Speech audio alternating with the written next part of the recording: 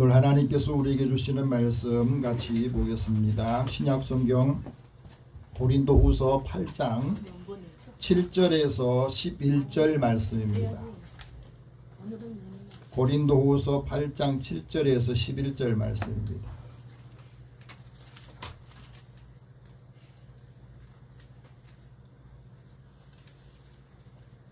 여러분이 갖고 계신 성경 신약 293면 사면 되겠습니다. 우리 같이 이 말씀 읽으면서 하나님께서 사도 바울을 통해서 주신 말씀 우리 모두 함께 받기를 원합니다. 오직 너희는 믿음과 말과 지식과 모든 간절함과 우리를 사랑하는 이 모든 일에 풍성한 것 같이 이 은혜에도 풍성하게 알지니라. 내가 명령으로 하는 말이 아니요 오직 다른 이들의 간절함을 가지고 너희의 사랑의 진실함을 증명하고자 함이로다. 우리 주 예수 그리스도의 은혜를 너희가 알거니와 부요하신 이로써 너희를 위하여 가난하게 되심은 그의 가난함으로 말미암아 너희를 부요하게 하려 하심이라. 이 일에 관하여 나의 뜻을 알리노니 이 일은 너희에게 유익함이라. 너희가 1년 전에 행하기를 먼저 시작할 뿐 아니라 원하기도 하였은즉 이제는 하던 일을 성취할지니 마음에 원하던 것과 같이 완성하되 있는 대로 하라. 아멘. 잠깐 기도하겠습니다.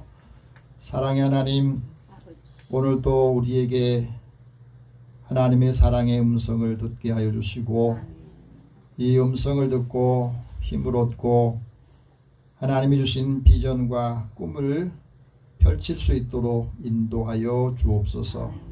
사랑하는 자녀들이 어느 곳에 가든지 무엇을 하든지 늘 함께 동행해 주시고 성령께서 지혜로운 마음을 주시며 듣는 마음을 주옵소서. 예수님의 이름으로 기도드립니다. 아멘. 우리 옆에 계신 분이 서로 인사 나눕시다. 하나님 당신을 사랑하십니다. 하나님 당신을 사랑하십니다. 하나님 은혜가 풍성하기를 원합니다. 하나님 은혜가 풍성하기를 원합니다. 네. 비가 많이 와서 어려움을 겪는 남부 지역 또 제주도 지역에 피해를 많이 본 분들도 있다고 그럽니다. 어젯밤에도 보니까 비가 상당히 많이 내리더라고요. 그런데 또 시간 지나면 언제 그랬냐 하는 것처럼 또 지나가게 됩니다. 우리 삶에 있어서 생활에 필요한 게 뭘까?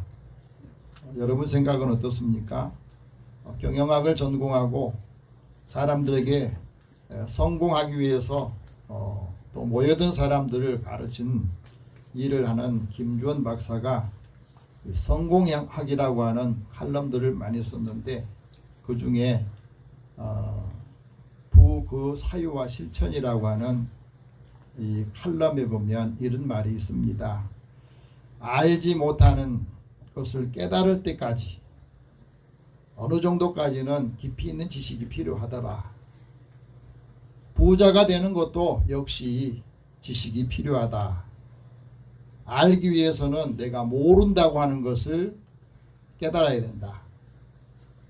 문이 닫혀 있으면 그 문이 닫혀 있는지 열려 있는지 알려면 문을 밀어봐야 되듯이 우리의 삶의 자리에도 그런 일들이 많이 있다고 하는 겁니다. 씻어야 할 때가 되는 말은 내가 더러워졌다 하는 것을 알아야 되기 때문에 먹어야 될 때를 아는다고 하는 것은 배고프다는 것을 느낄 거잖아요. 우리 삶의 자리에서 항상 이런 부분이 내가 원하는 욕구들을 채우고 욕구들을 알기 위해서는 이 선행 자극이 필요하더라는 거예요. 지금까지 많은 것들을 여러분이 경험하고 기억하고 있는데 그 기억들을 다 하지 못하지. 어떤 것만 기억하느냐? 내 감정이나 내 마음에서 굉장히 충격을 받았든지 감동을 받았든지 그 큰 것만 기억을 하고 살고 있습니다. 우리가 살아가면서 기억의 순서란 게 그래요. 내가 잊지 못할 그런 상황들만 먼저 우선순위로 기억하고 나머지 것들은 다 잊어버리고 그냥 지나가고 있는 거예요. 우리 인간이라고 하는 것은 어리석음은 벗어날 수 없다 그럽니다. 사람들한테 부자 되고 싶지 않습니까? 하고 물어보면 많은 분들이 그랬대요. 예, 부자 될래요. 그렇게 말하는 게 아니라 부자요? 그냥 평범하게 살래요. 그런 말을 대부분 한다는 거예요. 왜 그럴까요? 다 물질적인 풍요로움과 또 삶의 풍족한 삶을 원하면서도 정말 부라고 하는 그 가치를 모르는 경우가 많더라는 겁니다. 그거는 나도 그냥 옛날의 과거의 기억 속에서 그냥 부에 대한 욕구를 그냥 지워버리고 그냥 그대로 살다 보니까 이제 부자 되기를 포기하는 것이 아니라 가난하게 사는 그 삶을 살고 있다고 하는 거예요. 우리의 삶의 자리에서도 그렇습니다. 그래서 부라고 하는 것, 풍요로움이라는 것은 공부를 해야 될 지식이다 하고 말합니다. 부는 우리는 부자 또 부라고 하는 것을 말할 때는 꼭 돈에 대한 이야기로 국한하기 말해요. 그래서 일하고 시간을 내고 또 소유를 선택당하는 것으로 생각하는데 사실은 이 부라고 하는 것은 자유라고 하는 거랍니다. 물질적인 여유가 있으면 좀 더 자유롭잖아요. 시간의 자유로움, 또 일의 자유로움, 자기의 선택의 소유의 자유로움을 실현하는 것이 바로 이 부라고 하는 것이랍니다. 그래서 이것을 깨닫지 못한 사람은 인생의 희열, 기쁨을 느낄 수가 없다 하는 그 말들을 해요. 왜냐하면 우리가 돈으로 시간을 사는 사람이 있고 시간으로 돈을 산 사람이 있어요. 여러분 어떻습니까? 내가 하루 일을 하고 돈을 받는 것은 시간을 가지고 돈을 사는 거잖아요. 그런데 일이 많은 사람들은 이 시간을 돈으로 사는 거예요. 우리가 일하고 돈을 얻는 것하고 일을 하기 위해서 시간을 사는 경우는 많이 다르다고 하는 겁니다. 그래서 부는 나에게 자유를 주고 내 인생의 가치를 실현시켜주는 일을 한다. 사람이 관심이 변하면 내가 어느 곳에 관심을 갖고 그 관심이 변하면 들리는 것이 다르답니다. 보는 것이 달라진대요. 그래서 어떤 것도 우리가 선택을 할 때 이 달라진 것이 쌓이면 선택도 달라진다고 하는 겁니다. 선택을 다르게 했으니 결과도 달라지겠죠. 그래서 사람은 이해한 만큼 소유한다 그러거든요. 이해하는 만큼 사는 거예요. 부를 알지 못하면 부를 소유하지 못해서 부의 반대말은 가난이 아니라 무지라고 하는 거예요. 모르면 얻을 수가 없는 겁니다. 그래서 부에 대한 기본적인 지식을 습득을 해야 된다 그래요. 우리는 어렸을 때 이런 공부를 못하고 우리가 사회생활 하기도 하고 인생을 시작했거든요. 이런 것에 대해서 돈에 대한 재물에 대한 가치를 배우고 알려줬으면 그거에 대해서 배운 대로 또 삶에 적용하면서 살았으면 되는데 그냥 그런 거 아무것도 모르고 그냥 살아온 겁니다. 여러분 재물에 대한 가치를 아는 사람이 선을 행한다고 말합니다. 그 재물의 크기를 키울 수 있는 것, 그러니까 내가 지금 갖고 있는 것보다 더 얼마나 많은 것들을 가지고 있느냐, 그게 얼마나 갈 것인가 하는 것을 아는 것이 중요하다는 거예요. 선을 크게 키울 가치가 관용하고 또 다른 사람 베풀고 나눠주는 거랍니다. 스페인 철학자인 그라시아냐고 하는 철학자가 이런 말을 합니다. 돈의 가치를 제대로 아는 사람이 되라 하고 말해요. 그 가치를 알고 실천하면 돈이 알아서 일을 할 거라는 거예요. 돈을 쫓아가지 말고 너의 가치, 너의 인간의 도리를 따라가라. 그러면 돈이 알아서 너를 쫓아온다는 거예요. 그런데 그 돈의 가치를 모르면 우리 돈을 쫓아가다 보니까 항상 바쁘고 항상 빈곤하고 어려움에 처하게 된다 하고 말합니다. 그래서 어떤 사람은 돈 때문에 친구를 잃고 또 형제를 잃고 그런 일들이 많이 생깁니다. 재물을 지키려다가 소중한 사람들을 잃어버리는 경우도 많이 있다는 거예요. 재물에 인색한 사람은 좋은 사람이 곁에 있지 않다는 겁니다. 재물이 삶에 필요한 도구이지 재물이 삶의 목적이 아니라는 거예요. 재물이 삶의 목적이 되면 어떤 일이 생기느냐? 사도 바울은 디모데에게 말합니다. 부하려고 하는 사람, 부자가 되고자 하는 사람은 시험과 올무에 여러 가지 빠지면서 해로운 욕심에 떨어진다. 그래서 파멸하고 멸망에 빠지게 된다 하고 말했습니다.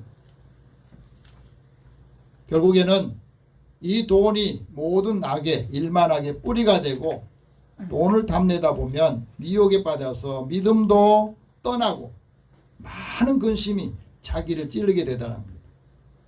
근심 걱정이 더 많아진다고 하는 거잖아요.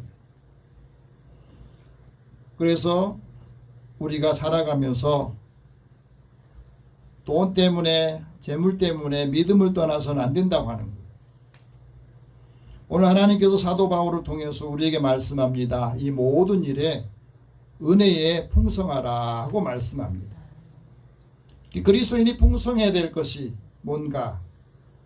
오늘 본문 7절 말씀에 보면 여기에 기록이 되어 있습니다. 한번 같이 읽어봅시다.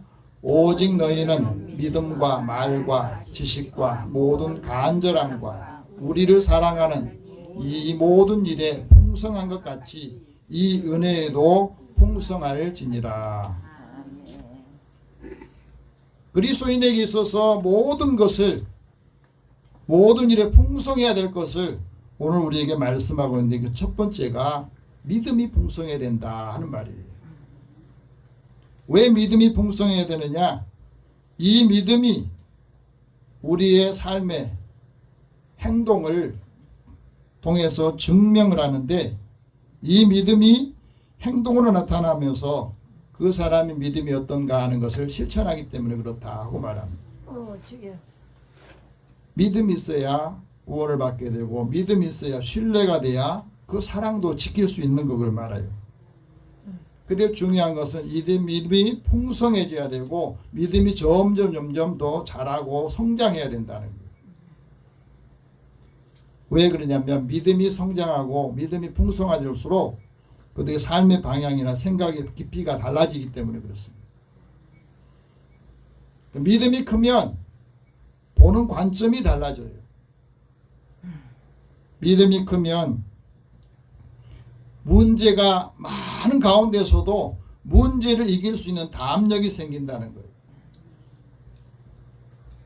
욥기서에 보면 욥이 동방의 최고의 부자로 살면서 많은 사람이 부러움을 사고 본인들도 그렇고 가족들도 다 다른 사람에 비해서 정말로 보란듯이 살아왔는데 그 모든 재물과 또 자녀들이 한순간에 다 잃게 되고 떠나고 난 다음에 낙심하고 실망할 텐데 욥은 이렇게 말하잖아요. 내가 모태에서 알몸으로 나왔다.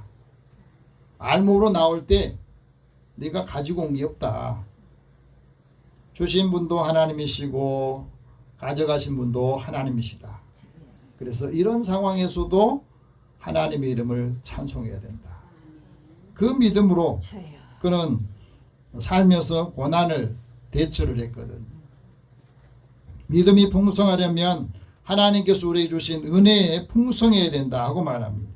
그래서 그 은혜가 우리 안에서 예수 안에서 믿음과 사랑이 넘치도록 풍성하게 하기 때문에 그렇습니다. 이 믿음이 있으면 우리에게 바라는 것들이 실제 상황이 되고 보지 못하는 것들이 증거다고 히브리서 기자를 통해서 말씀하잖아요. 믿음이 커야 기적을 행하고 기적을 믿는 사람에게만 기적이 일어나는 거예요. 믿음이 풍성해야 서로 유익을 추구하게 됩니다. 그래서 성장하는 가정, 성장하는 사람, 성장하는 교회, 성장하는 기업에는 장기적인 믿음이 있다 하는 거예요. 두 번째는 말이 풍성해야 된다 하고 말합니다. 이 말은 로고스라고 하는 이 말씀을 이야기하고 있는데, 왜 우리가 하나님의 말씀이 우리에게 풍성해야 되냐면 이 말씀이 살아있거든. 이 말씀이 우리에게 활력을 주고, 이 말씀이 세상의 어떤 칼보다 검보다 더 예리해서 혼과 영과 관절, 골수 및 우리의 생각과 뜻을 판단할 수 있는 그 능력이 있기 때문에 그렇습니다. 그래서 이 말씀이 우리 가운데 있을 때에 그 마귀를 물리치고 또 우리의 거룩한 삶을 살게 됩니다. 그래서 우리가 선한 말씀을 내세의 능력을 늘 맛보라고, 체험하라고 말하는 거예요. 하나님의 말씀이 살아있다고 하는 걸 체험해야 된다. 그래서 주의 말씀을 마음에 두게 되는 것은 그 마음에 둔 것이 우리 안에서 하나님의 뜻을 따라 달라지기 때문에 그렇다 하고 말합니다. 몇 번의 시행착오를 하면 그 시행착오 반복되면 지혜를 얻어야 되거든요. 이스라엘 백성들이 애굽에 있을 때 애굽 사람들이 10번의 재앙을 당할 때에도 그들이 모세의 말을 계속해서 듣다 보니까 어떤 사람들은 모세가 하는 말을 마음에 두게 돼요. 모세가 하는 말을 안 들으면 우리가 재앙을 당했지. 그래서 어떤 때에 모세가 하는 말을 그 마음에 두어서 이 재앙이 내린다 하는 것을 대비했던 사람들이 있었어요. 그런데 그 말씀을 마음에 두지 않는 사람은 그대로 또 다시 반복해서 재앙을 당했던 것을 우리에게 말해주고 있습니다. 그래서 하나님의 말씀이 우리를 순결하게 하고 하나님의 말씀이 우리를 우둔함을 깨닫게 해주기 때문에 하나님의 말씀이 풍성해야 된다. 그 말씀이 풍성하면 어떤 일이 있느냐? 우리 말에 영향력이 있는 거예요. 선한 영향력이 있는 거예요. 말하는 센스가 있다고 합니다. 그 사람의 품격은 말에 있다, 그런 말이 있습니다. 그 잠언 기자를 통해서 우리에게 말씀합니다. 사람이 입에서 나오는 열매를 통해서 배가 부르게 된다. 그 입술에서 나오는 것으로 만족하게 된다고 말합니다. 그래서 좋은 날 보기를 원하는 사람, 생명을 사랑하는 사람은 어떤 것이냐면 혀를 금하고 악한 말을 그쳐야 된다. 그 말씀을 우리가 체험할 때 그 말씀의 맛이 우리에게는 얼마나 단가 하는 것을 알게 해주고, 이 말씀을 통해서 우리에게 빛을 비춰주니까 그 마음에 깨달음을 주신다는 거예요. 그래야 분별력이 있다 하는 것을 우리에게 말씀합니다. 하나님께서는 의인이 간구하는 것을 들으시고 그 사람들 향해서 하나님의 뜻을 따라 살 수 있도록 귀를 기울이신다 하고 말씀합니다. 그래서 우리가 하나님의 말씀을 가져야 되고 그 말씀을 지키는 사람이 복이 있다 하는 말씀하거든요. 주의 말씀이 힘이 있어서 그 힘이 있는 사람들이 흥하게 되고 왕성한 세력을 얻었다 하고 말씀합니다. 우리가 하나님 말씀이 힘을 얻어야 우리 삶이 힘이 있고 우리의 마음도 힘을 얻는다 하고 말합니다. 그래서 우리가 하나님 말씀을 들을 때 우리의 마음밭이 좋은 땅이 되면 그 말씀을 듣고 지키는 거거든요. 그 사람이 복이 있다 하는 말씀합니다. 그래서 말씀이 항상 풍성한 사람은 그 믿음의 말을 하고 긍정적으로 말하고 더 적극적으로 살아간다는 말씀을 하고 있습니다. 세 번째는 지식이 풍성하라고 말합니다. 이 지식은 하나님을 아는 지식이에요. 하나님을 아는 지식이 풍성할 때에 그 하나님께서 우리에게 무엇을 원하신가 하는 걸 압니다. 하나님은 지식의 하나님이라고 하는데 그 지식의 하나님께서 우리의 모든 행동을 달아보신대요. 여러분, 지금까지 내가 인생을 살면서 내가 어떤 행동을 했는가 하는 그 행동을 달아보신다. 그래서 하나님의 지혜와 지식이 있어야 부도 얻고 재물도 얻고 존귀와 영광도 얻게 되는 것을 솔로몬을 통해서 우리에게 말씀하셨거든요. 하나님 말씀을 듣고 이 말씀이 우리 가운데 들어가면 그 말씀에 힘을 얻게 되고 명철한 사람은 지략을 얻는다 하는 말씀하시거든요. 하나님의 지혜가 우리 마음에 들어올 때에 우리의 영혼이 즐거워진다 하고 말합니다. 그래서 우리가 하나님 말씀을 늘 묵상하고 그 말씀을 가지고 살 때에 하나님께서 우리가 세상을 살아갈 때 우리 삶이 넓혀져 가는 것을 알게 해주신다고 말합니다. 하나님을 아는, 하나님 지식을 아는 사람이 잘 소통하고 마음을 재발견하게 되어서 그 사람이 큰 사람이 된다는 것. 여러분, 하나님을 아는 지식이 왜 풍성해야 되느냐? 그건 바로 하나님의 뜻을 알기 때문에 그렇습니다. 예수님께서도 하나님의 뜻을 이렇게 말합니다. 누구든지 하나님의 뜻대로 행하는 사람이 내 형제요 자매요 어머니다. 오늘 보면 10절 말씀 같이 봅시다. 이 일에 관하여 나의 뜻을 알리노니 이 일은 너희에게 유익함이라. 너희가 1년 전에 행하기를 먼저 시작할 뿐 아니라 원하기도 하였은즉. 이 말은 무슨 말이냐면 예루살렘 교회가 박해를 받고 또 기근이 오면서 성도들이 교회가 굉장히 어려워졌어요. 그래서 사도 바울이 에베소 교회뿐 아니라 빌립보 교회 또 고린도 교회 여러 교회 이렇게 지금 예루살렘 교회가 굉장히 어려워졌으니 여러분 마음에 이 말을 듣고 감동이 되는 분들은 이제 구제금이나 또 그 마음을 좀 표해달라 이렇게 광고를 했어요. 그래서 1년 전에 고린도 교회도 작정을 하고 고린도 교회는 비교적 좀 더 여유가 있었거든. 그래서 자신들에게 복음을 전해주었던 모 교회인 예루살렘 교회에 이제 우리도 그러면 동참하겠습니다. 그렇게 결정했다고 하는 거예요. 그런데 결정을 하고 1년이 되는데도 아무런 행동을 하지 않는 겁니다. 다른 데 교회, 빌립보 교회라든가 또 안디옥 교회나 이런 교회들은 이제 그분들이 다 어려운 가운데서도 조금씩 연보를 하고 구제를 해서 그것을 보냈는데 고린도 교회는 할 수 있음에도 불구하고 하지 않은 일이 있었습니다. 그래서 다시 촉구를 하는 내용입니다. 고린도 교회 성도들에게 모든 일에 풍성하기를 원한다. 그것이 너희들에게는 더 유익할 거다고 말해요. 여러분, 하나님의 은혜가 우리 가운데 풍성하면 우리가 하나님 예배 드릴 때에 우리 마음에 하나님 주신 은혜를 함께 나누게 되거든요. 그래서 이 시대를 살아가면서 하나님의 뜻이 무엇인지를 그 뜻을 분별할 수 있는 힘을 얻게 되거든요. 네 번째는 간절함이 풍성해야 된다고 말합니다. 간절함이 풍성해야 되는 간절함이 열정을 이긴다고 그러거든요. 우리 하나님 앞에 기도할 때도 간절한 마음으로 기도하고 어떤 일을 할 때에도 한 사람 영혼을 하나님께 오기를 간절한 마음으로 그 일을 감당하면 그 간절함이 우리 열정보다 더 낫다 하고 말합니다. 천양의 시인이 이런 말합니다. 간절함 앞에서는 언제나 무릎을 꿇게 된다 하고 말해요.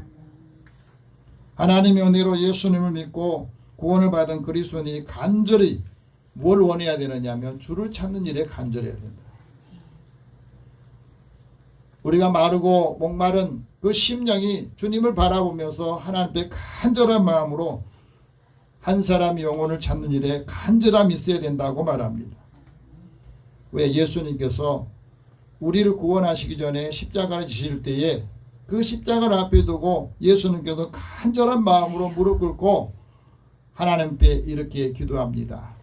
근데 그 기도할 때 예수님의 그 간절함이 얼마나 간절했는지 땀이 땅에 떨어질 때 핏방울과 같았다. 그런 말씀이 있어요.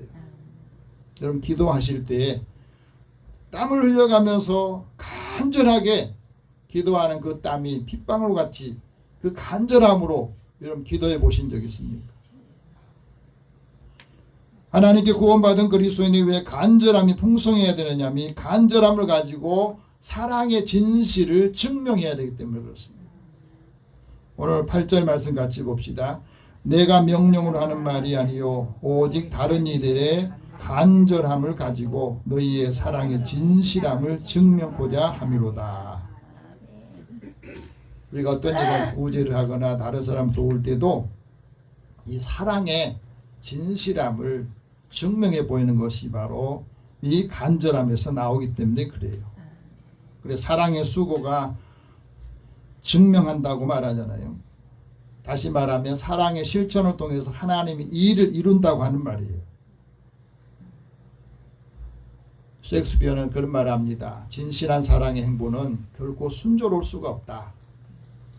사랑이 깊을수록 사소한 염려도 두려움이 되고 사소한 두려움이 커지는 곳에 큰 사랑이 자란다고 그랬어요. 작은 것을 우리가 하려고 하더라도 그것이 큰 사랑으로 나타나기를 원한다는 말이에요. 그래서 왜 우리가 사랑의 간절함이 풍성해야 되느냐? 사랑이 하나님의 하실 일을 성취하기 때문에 그렇습니다. 예수님께서 이 땅에 하나님의 사랑을 성취하고 모든 사람들 구원하기 위해서 오셔서 제자들에게 말씀하신 게 바로 내가 너희들에게 새 계명을 준다.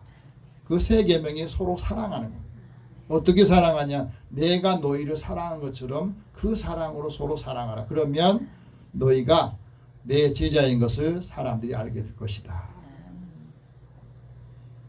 그래서 하나님의 사랑이 그리스도의 사랑이 그리스도인의 사랑의 배지입니다. 하나님의 사랑이 서로 사랑을 하게 되면 사랑으로 오신 예수님을 만나게 되고 우리 믿는 사람들 하나님 믿는 사람들을 통해서 많은 사람들이 하나님의 사랑을 보게 된다는 거예요. 그래서 11절 말씀 같이 봅시다. 이제는 하던 일을 성취할지니 마음이 원하는 것 같이 완성하되 있는 대로 하라.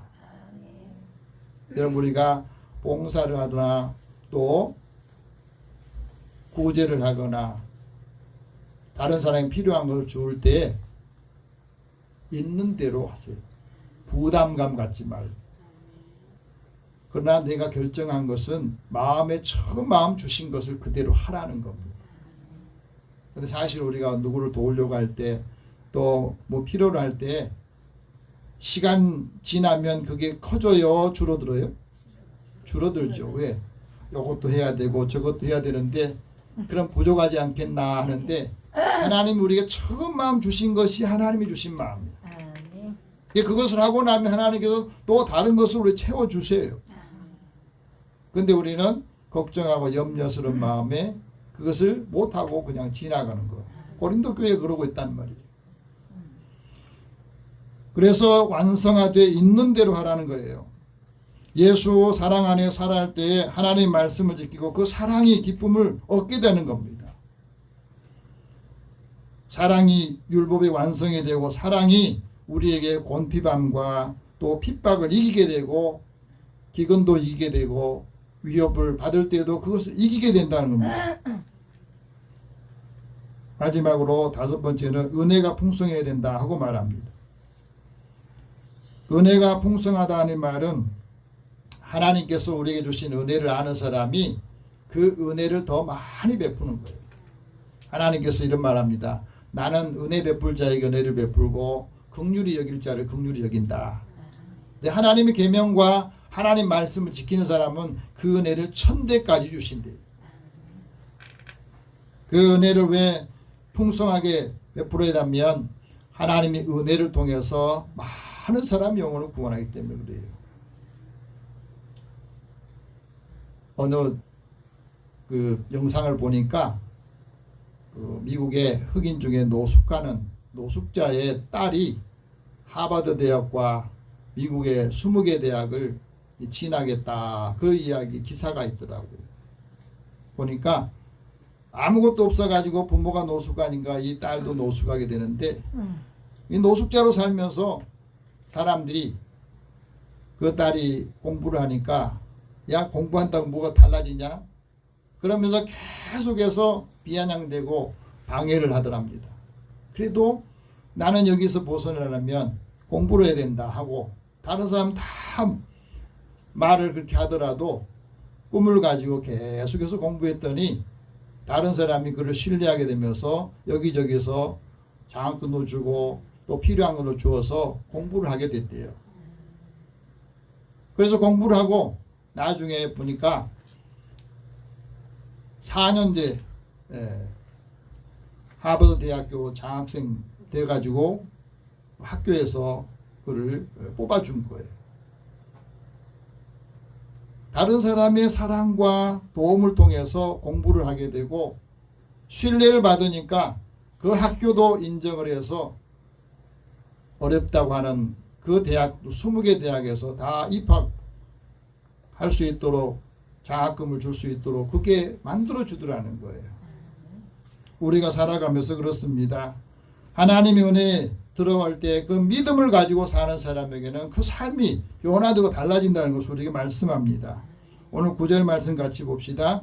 우리 주 예수 그리스도의 은혜를 너희가 알거니와 부요하신 이로써 너희를 위하여 가난하게 되심은 그 가난함으로 말미암아 너희를 부요하게 하려 함이라. 이 말은 무슨 말이냐면 예수님이 우리를 부요하기 위해서 예수님이 가난하게 되셨다는 거예요. 우리가 어떤 일을 할 때에도 내가 좀 가난해져야 다른 사람에게 줄 수가 있는 거예요. 구제하는 거 없는 거 가지고 구제를 하려고 하면 내가 한 끼를 안 먹어야 구제를 하는 것처럼 예수님이 우리를 부유하게 하기 위해서 예수님이 가난하게 되셨다는 거잖아요. 그게 더 큰 사람을 얻게 되는 일이 생겼다는 말이에요. 오늘 우리가 살아가면서 그렇습니다. 하나님의 은혜를 주시기 위해서 예수님이 스스로 가난해진 것처럼 오늘 그리스도인들이 스스로 가난해지면 하나님께 가난함을 새로운 곳으로 채운다는 것을 우리에게 말씀하고 있거든요. 예수님께서 가난해지심으로 우리가 믿음에 부유한 사람이 되고 하나님의 자녀가 되고 하나님의 은혜를 우리도 전하는 사람이 되는 이 역사들을 하게 하셨다고 말합니다. 이제 하나님께서 우리에게 주신 이 말씀을 받고 우리도 부유한 사람, 이 은혜도 풍성한 삶을 통해서 많은 사람들에게 선한 영향을 끼치는 믿음의 사람, 삶이 되기를 축복합니다. 기도하겠습니다. 살아계신 하나님, 우리의 주변에는 우리보다 더 어려운 사람들이 많이 있습니다. 또 우리보다 더 나은 형편에 있는 사람도 많이 있습니다. 오늘 이 시대를 살아가면서 하나님께서 우리에게 주시는 이 말씀을 가지고 믿음의 사람들에게 하나님 은혜에 부유한 사람이 되게 하시고 또 믿음과 말씀과 간절함이 더 풍성하셔서 믿음으로 살 때에 하나님의 놀라우신 은혜와 역사들을 체험하고 증언하고 증거하게 하여 주시옵소서. 예수님의 이름으로 기도드립니다. 아멘.